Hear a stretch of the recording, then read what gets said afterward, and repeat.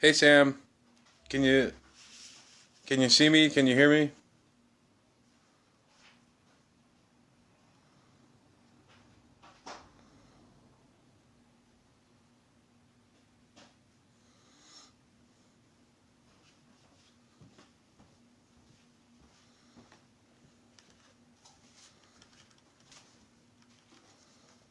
All right, let's see here. Oh, there we go. All right, I'm gonna hand this over to you. And there you go. Got it. I think so. It's a little blurry. Yeah. I'll have that. I think you can focus. Focus. There.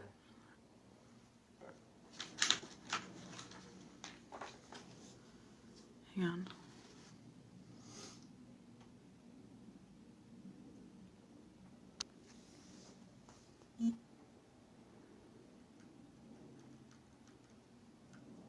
Oh.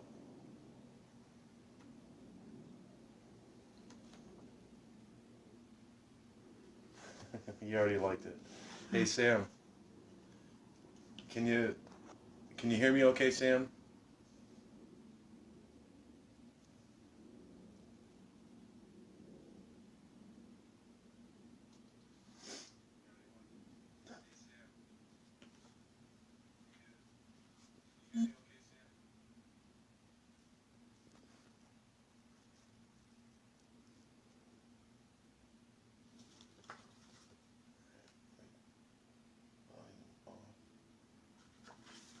Okay, we're gonna go ahead and well, once Sam, That's what. it's on delay. There we go. Did he say something on there? Got it. I think we focused it.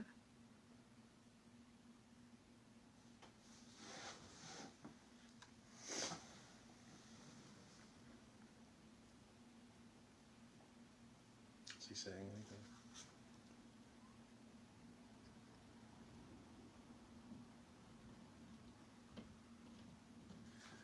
Okay, we're gonna go ahead and get started.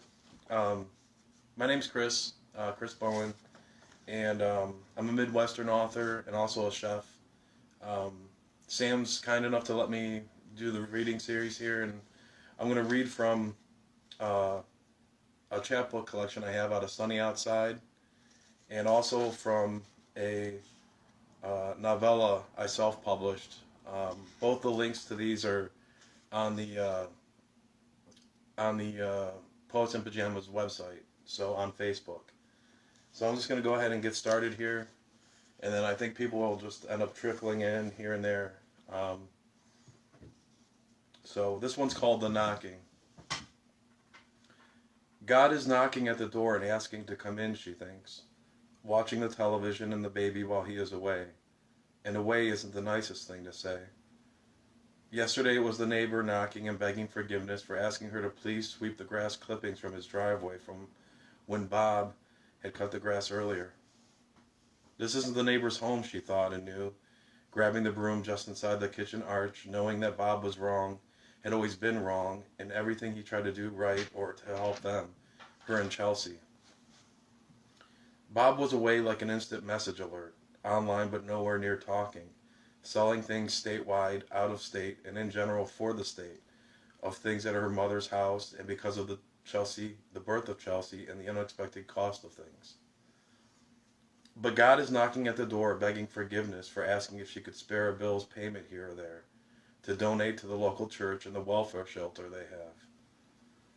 No, I can't, she says, and more upset than usual because it was her welfare they saw when she picked up canned goods from their basement 2 weeks ago and some miles from the house. The house sits open and alone and in need of care. Where is her mother or mother's mother or that matriarch on up that line so full of guarding and dying to lift things from half past the ground as her sunk, depressed heart?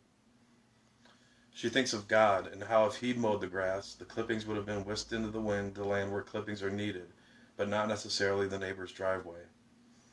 She could lie there all day under the sun in that driveway, herself as fair and gentle and delicate as clippings themselves, hoping for the neighbor not to notice, and thereby pulling out over her, tire after tire, thump after thump, the soft bleat of Goodyear rubber, so slow and patient in its careful description of how one should die, how death comes, and how to avoid life, death being the cost of life.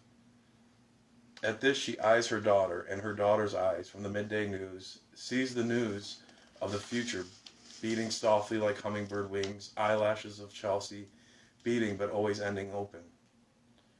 She understands, and she picks the child up from the playpen, the sun stretching into the room, sending slick glances, the sharp light through the blinds and curtains, arrows through the glow of curtains, and then the knock at the door. The knock is God, and she knows it by the wrap of compassion wrapped around its echoed beating, bleeding, and blunt. The knock is her mother, long dead and somehow away, but really basking in her summer home in Florida in the sun and no driveways forever. Though it could be Bob, full of sweat and tears and hunger for something as better than this, and better than the things he's tried to prove, but by all faults disproved in his lack of skill and forethought.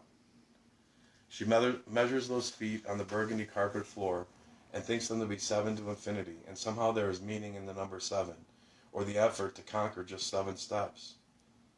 The mother looks at the baby, letting grip go to gravity's pull. Chelsea plops onto her bottom, walking past her mother and into the hall of her mother, towards the door. Someday she will have a place here. I'm going to read a little bit of work that I've been working on recently. It started out maybe 20 pages, and I've edited it down to 10. But it's definitely going to be a longer work. I'm not sure if it's going to be a novella or a 15 or 20 page short story, but it's definitely going to end up longer. But this is just a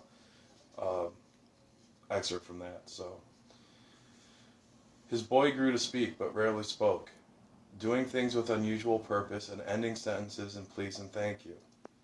Walking with pant legs rolled up the way kids in neighborhoods at hydrants and sprinklers used to American summers in years gone by. Only this now, too, beside the sea which belonged to everyone and everywhere somehow.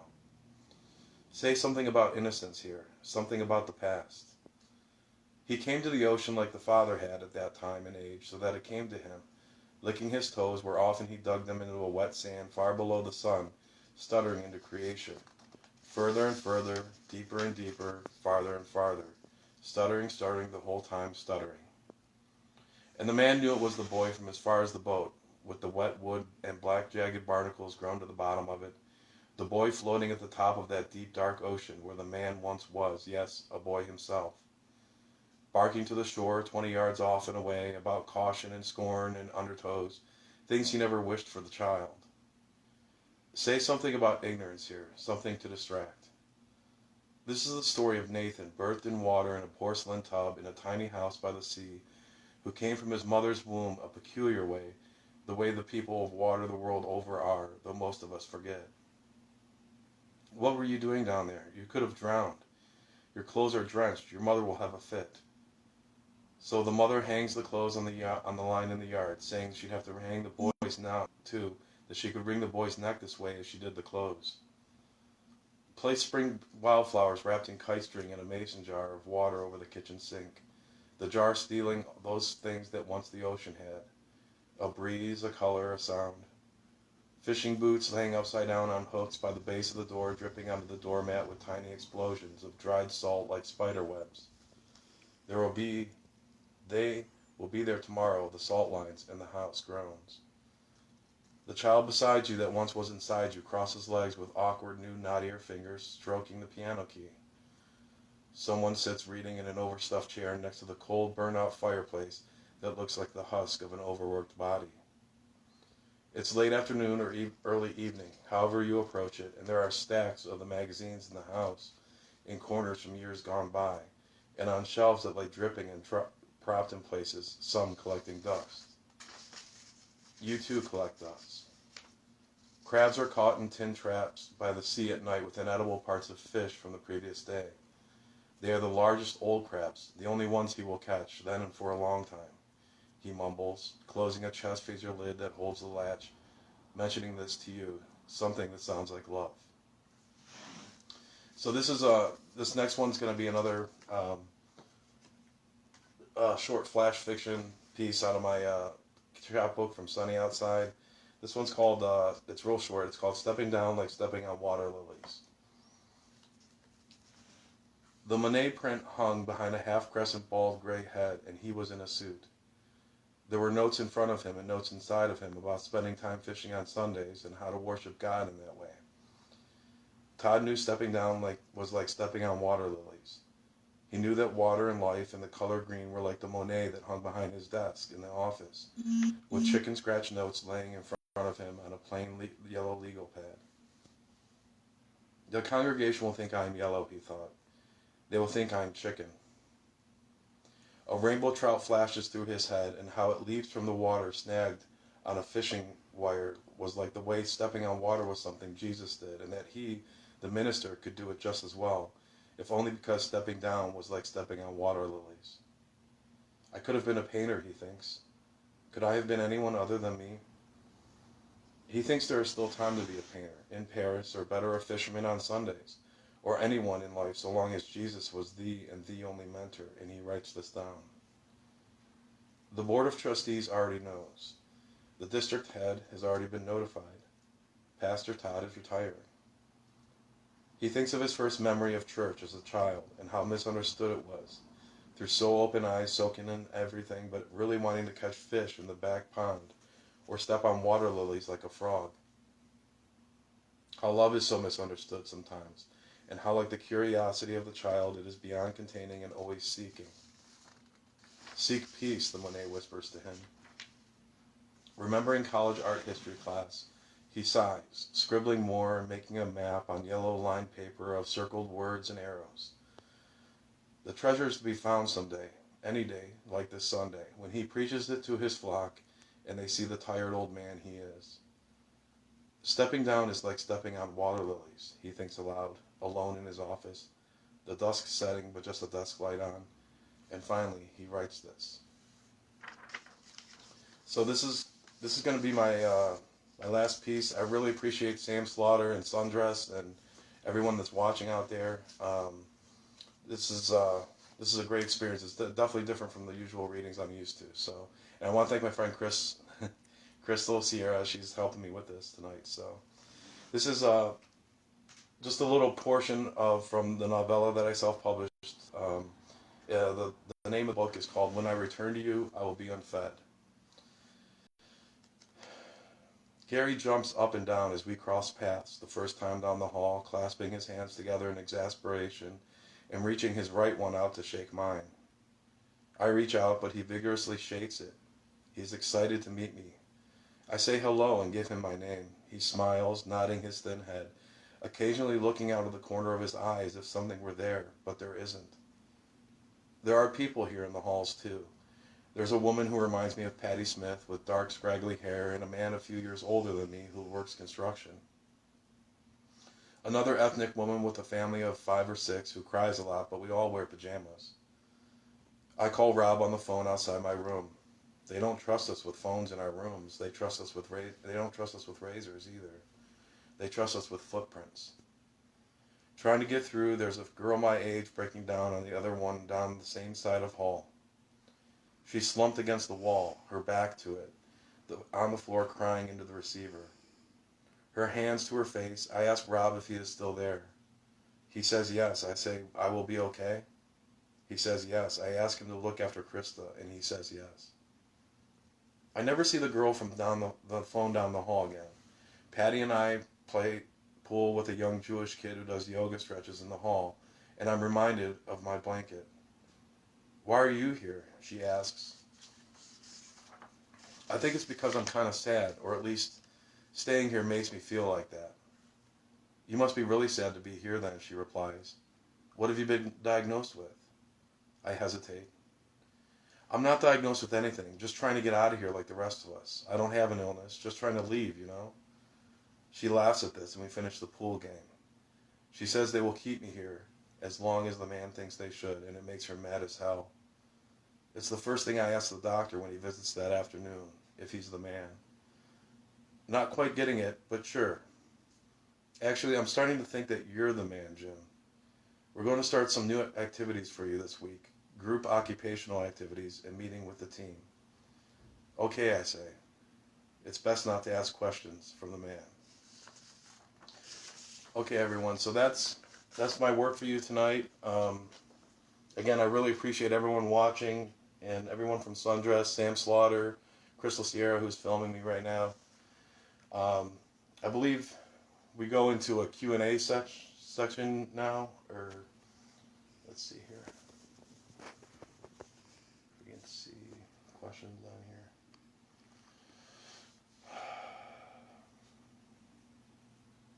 Does anyone have any questions they want to ask me about my work, or just life in general, how things are?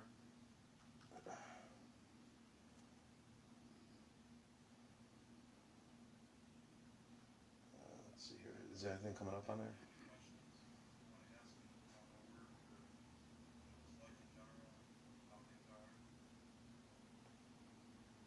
I'm not seeing anything.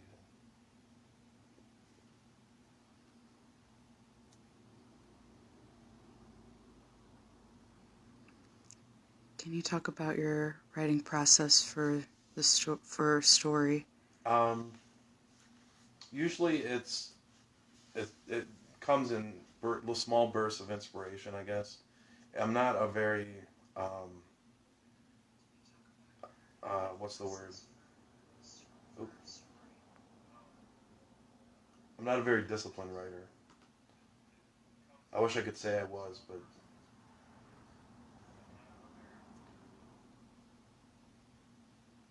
oh, it's popping up for you too. Okay.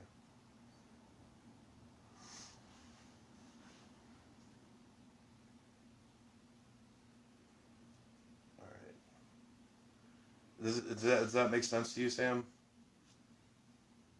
What I said?